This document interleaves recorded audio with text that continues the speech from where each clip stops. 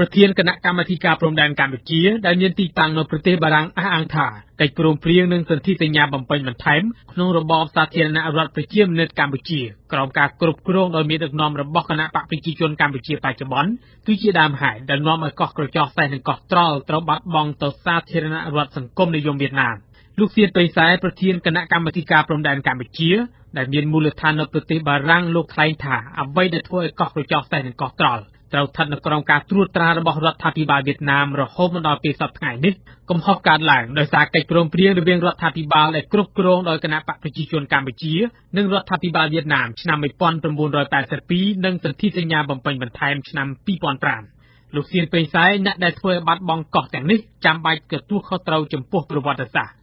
លោកថ្លែងទៀតថាប្រសិនបើនាយករដ្ឋមន្ត្រីលោកហ៊ុនសែនជាមេដឹកនាំម្នាក់តាំងពីសម័យសាធារណរដ្ឋប្រជាមានិតកម្ពុជារហូតមកនោះប្រើប្រាស់ប្រព័ន្ធច្បាប់ស្តីពីកិច្ចព្រមព្រៀងទីក្រុងប៉ារីសឆ្នាំ1991ឲ្យបានត្រឹមត្រូវនោះកោះក្រចកសេះនិងកោះត្រល់នឹងមិនស្ថិតនៅក្រោមការគ្រប់គ្រងរបស់រដ្ឋាភិបាលវៀតណាមនោះទេបើសិនណាជាបាត់កោះត្រល់នឹងនៅចំនួន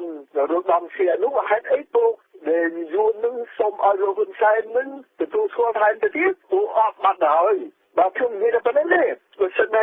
យួននឹងបានកោះនឹងហើយហេតុអីគូចាំបាច់ឲ្យចុះហត្ថលេខានឹងជួបគ្នារហូតដល់សប្តាហ៍ហើយបង្គាប់ឲ្យលោកហ៊ុនសែនទទួលស្គាល់នឹងស្គាល់កោះត្រល់ហើយនឹងកោះពលូប៉ងរងហើយលោកហ៊ុនសែនគាត់និយាយតែកោះហ្វូតុកហើយនឹងកោះទឹកជ្រោះទេគាត់អត់និយាយភាសាជាខ្មែរទេផ្ទុយពីការលើកឡើងនេះកាលពីដើមខែសីហាប្រមុខរដ្ឋាភិបាលលោកហ៊ុនសែនចាត់ទុកថារដ្ឋាភិបាលដែលគ្រប់គ្រងដោយគណៈបកប្រជាជនកម្ពុជាបានដើរតួនាទីយ៉ាងសំខាន់ក្នុងការបញ្ចប់បញ្ហាព្រំដែនគោកនិងព្រំដែនទឹកជាមួយប្រទេសវៀតណាមតាមរយៈយន្តការបង្កើតតំបន់ទឹកប្រវត្តិសាស្ត្រលោកថាអ្វីដែលកម្ពុជានៅសេសសល់ទឹកដីដោយក្នុងពេលបច្ចុប្បន្ននេះគឺកើតឡើងដោយសារកិច្ចព្រមព្រៀងនិងសន្ធិសញ្ញាបំពេញបន្ថែមរបស់រដ្ឋាភិបាលទាំងពីរគឺកម្ពុជានិងវៀតណាមរវាងឆ្នាំ1982និងឆ្នាំ2005តើកិច្ចព្រមព្រៀងរបស់ទឹកប្រវត្តិសាស្ត្របានធ្វើឲ្យបាត់បង់ទឹកដីតំបន់ទឹក10000គីឡូម៉ែត្រក្រឡាមែនទេដែលពួកអស់លោកបានចម្លើយគឺខ្លីសាមញ្ញណាស់គឺអត់មានបាត់ទេដូច្នេះបានជាជំរាបជូនពីខាងលើរួចហើយថាកិច្ចព្រមព្រៀងនេះពុំបានកំណត់ព្រំដែនសម្រាប់រវាងប្រទេសទាំងពីរនៅឡើយទេលើកពីនេះទៀតភាគីទាំងពីរត្រូវបន្តចរចារកចំណុចប្រសពសូន្យរវាងកោះវៃនិងកោះកូជូដើម្បីកំណត់ព្រំដែននៅក្នុងតំបន់ទឹកប្រវត្តិសាស្ត្រចំការចោទប្រកាន់ថាបាត់បង់តំបន់ទឹក10000គីឡូម៉ែត្រកន្លះតើមិនខ្លាចជាបានខុសទេ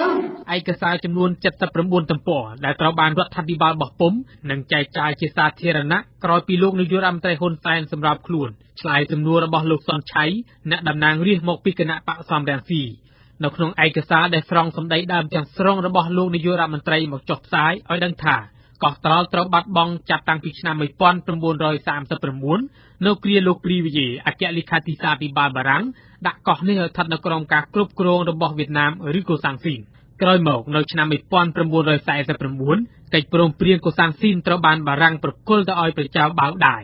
ឯកសារដឹងទៀតថារយៈពេល15ឆ្នាំក្រោយពោលគឺឆ្នាំ1964សម្ដេចព្រះនរោត្តមសីហនុដែលជាប្រមុខរដ្ឋក្នុងសម័យនោះបានយកខ្សែផែនទីព្រៃវិយេឆ្នាំ1939ទៅតម្កល់នៅអង្គការសហប្រជាជាតិគឺដើម្បីស្នើសុំឲ្យអន្តរជាតិនិងប្រទេសសម័យទទួលស្គាល់ថាជាខ្សែដែនសមុទ្ររវាងកម្ពុជានិងវៀតណាមក្នុងន័យនេះហើយដែលលោកនាយករដ្ឋមន្ត្រីហ៊ុនសែនថាជាឧបសគ្គក្នុងការទាមទារដើម្បីគ្រប់គ្រងកោះទាំងនោះឡើងវិញហើយថាបញ្ហានេះពុំមែនជាកំហុសក្នុងអាណត្តិរបស់លោកគ្រប់គ្រងប្រទេសនោះដែរតែទៅនឹងករណីនេះកាលពីថ្ងៃទី10ខែកក្កដាលោកស៊ុនស៊ុបៀឧត្តមក្រុមប្រឹក្សាព្រះមហាក្សត្របានច្រានចោលការថ្លែងរបស់លោកនាយករដ្ឋមន្ត្រីហ៊ុនសែនដែលភ្ជាប់ព្រះនាមសម្ដេចព្រះនរោត្តមសីហនុទៅនឹងភាពចម្រូងចម្រាសនៅក្នុងតំបន់ទឹកនេះលោកស៊ុនស៊ុបៀចាត់ទុកថាសម្ដេចព្រះនរោត្តមសីហនុពុំបានធ្វើឲ្យកោះនឹងតំបន់ទឹកខ្មែរត្រូវបាត់បង់ទៅប្រទេសវៀតណាមនោះទេព្រោះការតម្កល់ឯកសារនៅពេលនោះគឺដើម្បីរក្សាភាពគង់វង្សតំបន់ទឹកតែប៉ុណ្ណោះក្នុងន័យនេះលោកថាក្នុងឋានៈប្រមុខរដ្ឋាភិបាលលោកហ៊ុនសែនគួរទទួលខុសត្រូវចំពោះប្រវត្តិសាស្ត្រជាជាងភ្ជាប់បញ្ហាពីមួយទៅមួយចំណែកឯកសារស្តីពីតំបន់ព្រំដែនកម្ពុជានិងខ្ពង់រាបដែនសមុទ្ររបស់គណៈកម្មាធិការព្រំដែនកម្ពុជាដែលចងក្រងឡើងដោយលោកសៀនពេញសែកោះត្រល់មានចម្ងាយ45គីឡូម៉ែត្រពីខេត្តហាទៀងរបស់វៀតណាមតួលេខនេះបើប្រៀបធៀបពីកម្ពុជាមានចម្ងាយទៅជាង15គីឡូម៉ែត្រប៉ុណ្ណោះពីខេត្តកំពត បើគិតពីកោះសេះដែលជាកោះមួយស្ថិតនៅចន្លោះខេត្តកំពតនិងខេត្តព្រះសីហនុមានចម្ងាយ5 គីឡូម៉ែត្រពីកោះត្រល់មជ្ឈដ្ឋាននានានិយាយថាបើទោះជាបែបនេះក្តីផ្អែកតាមផ្លូវច្បាប់គេក៏នៅតែអាចទាមទារសិទ្ធិកាន់កាប់កោះដែលបាត់បង់ទាំងនោះពីរដ្ឋាភិបាលវៀតណាមវិញបាននិស្សិតផ្នែកច្បាប់នៅសាកលវិទ្យាល័យមួយនៅខេត្តកំពតលោកថនវុធីលោកបានបង្ហាញទស្សនៈថាប្រសិនបើរដ្ឋាភិបាលមានឆន្ទៈក្នុងការទាមទារកោះដែលបាត់បង់នោះមកវិញគឺពុំមែនជាឧបសគ្គនោះឡើយព្រោះកិច្ចព្រមព្រៀងក្រោមសន្ធិសញ្ញាបំពេញបន្ថែមឆ្នាំ2005នោះគឺមិនស្របច្បាប់ដែលផ្ទុយពីស្មារតីនៃកិច្ចព្រមព្រៀងសន្តិភាពទីក្រុងប៉ារីស$23ឆ្នាំ1991ស្តីពីកម្ពុជាលោកបន្តថាកិច្ចព្រមព្រៀងទីក្រុងប៉ារីសបានធានាថាសន្ធិសញ្ញាទាំងឡាយណាកើតឡើងនៅមុនកិច្ចព្រមព្រៀងទីក្រុងប៉ារីសចូលជាធរមានត្រូវចាត់ទុកជាមុខៈពាក់ព័ន្ធនឹងគតិយុត្តយើងមានមូលដ្ឋានក្តីសង្ឃឹមមួយយ៉ាងច្បាស់លាស់ថាគឺយើងមូលដ្ឋានធំបំផុតគឺយើងមានកិច្ចព្រមព្រៀងទីក្រុងប៉ារីសគេនិយាយអំពីធិបតេយ្យភាពរបស់កម្ពុជានៅក្នុងអធិបតេយ្យភាពរបស់កម្ពុជានឹងមាន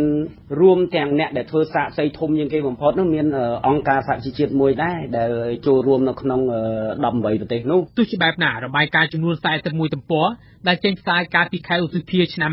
2002របស់គណៈកម្មាធិការព្រំដែនកម្ពុជា